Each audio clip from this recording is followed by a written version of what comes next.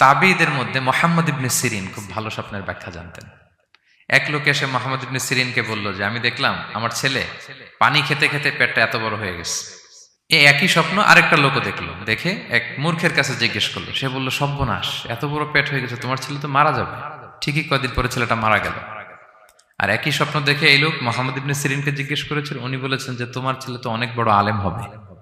ঠিক তাই হয়েছে, ওই ছেলে অনেক বড় আলেম হয়েছে। তো ফাইন্না রুইয়া তাকাউ আলা মা তুআব্বার, স্বপ্নের ব্যাখ্যা তেমন হয় যেমন এটার ব্যাখ্যা করা হয়।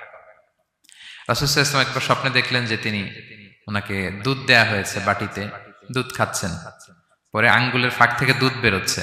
এই সামান্য একটু দুধ রাসূল সাল্লাল্লাহু আলাইহি ওয়াসাল্লাম উমরে ফারুককে দিলেন। সাহাবারা বললেন, মাযা আউয়ালতা বিহি ইয়া রাসূলুল্লাহ, এটা তাওয়িল কি? তখন বললেন, আউয়ালতু বিহি আল ইলম, এটা দিয়ে আমি জ্ঞান বুঝিয়েছি, মানে উমরে ফারুকের আল্লাহ তাআলা অনেক জ্ঞান দিবে। স্বপ্নে কেউ দুধ খাচ্ছেন, এটা আপনার জ্ঞানের প্রতীক। রাসূল সাল্লাল্লাহু আলাইহি ওয়াসাল্লাম স্বপ্নে দেখলেন লোকজন দাঁড়ানো, কারো গায়ের জামা এতটুকু, কারো এতটুকু, কারো হাঁটু পর্যন্ত, আর উমরে ফারুক জামা একেবারে টেনে হিচড়ে যাচ্ছে। তো সাহাবারা বললেন, মাযা আউয়ালতু বিহি ইয়া রাসূলুল্লাহ, এই স্বপ্নের তাওয়িল কি, ব্যাখ্যা কি? রাসূল সাল্লাল্লাহু আলাইহি ওয়াসাল্লাম বললেন, আউয়ালতু বিহি আদ-দীন আত-তাকওয়া, এটা দ্বারা আমি দিনদারি বুঝিয়েছি, মানে উমরে ফারুকের দিনদারি অনেক বেশি। স্বপ্নে কেউ ছোট জামা দেখলে তার দিনদারি কমতেছে, এটার একটা আলামত। তো এই জন্য হুট করে স্বপ্নের কথা কাউকে শেয়ার করতে নেই।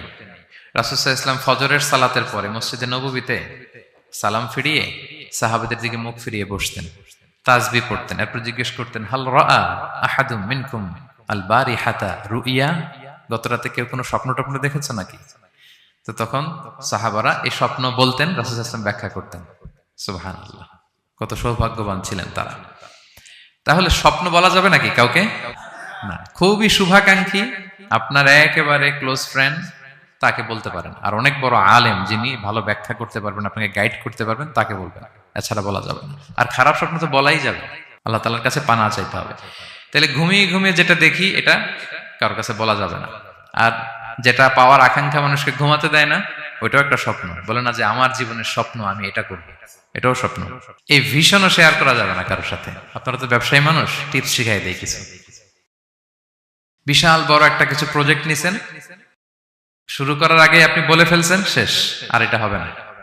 দেখবেন যে এখান থেকে কনস্পিরেসি, ওইখান থেকে শত্রুতা, ওইদিকে এটা করছে ওইটা করছে, আপনি আর আগাতেই পারবেন না। দুঃখজনক হলেও সত্য, আমরা বাংলাদেশিরা তো এগুলোতে অভ্যস্ত। সবার মধ্যে কম বেশি জেলাসি কাজ করে ন্যাচারালি, আমাদের বাংলাদেশিদের এটা আরো বেশি। আমি আমার প্রায় আলোচনাতে বলি যে আমাদের জাতীয় খেলা হাডুডু হওয়ার কারণ হচ্ছে এই খেলার ধরনটাই এমন, একজন সামনে যেতে চায়, 10 জন পা ধরে পিছনে টানতে চায়। তা আপনি আপনার ভিশন শেয়ার করলে বিপদে পড়ে যাবেন। আপনি প্রপার হোমওয়ার্ক করবেন, গ্রাউন্ড ওয়ার্ক করবেন, কাউন্সিলিং করবেন, প্রজেক্ট দাঁড় করাবেন, লঞ্চিং প্রোগ্রামের দিন সবাইকে জানাবেন, সব রেডি। এবার আর কেউ কিছু করতে পারবেন, এটা দাঁড়ায় গেছে, সব রেডি আমার। লঞ্চিং জাস্ট একটা ফর্মালিটিস, তারপরে আমার কাজ শুরু হবে। কিন্তু আপনি আগেই যদি সবাইকে জানায় ফেলেন, হবে এটা? স্বপ্ন শেয়ার করতে নেই।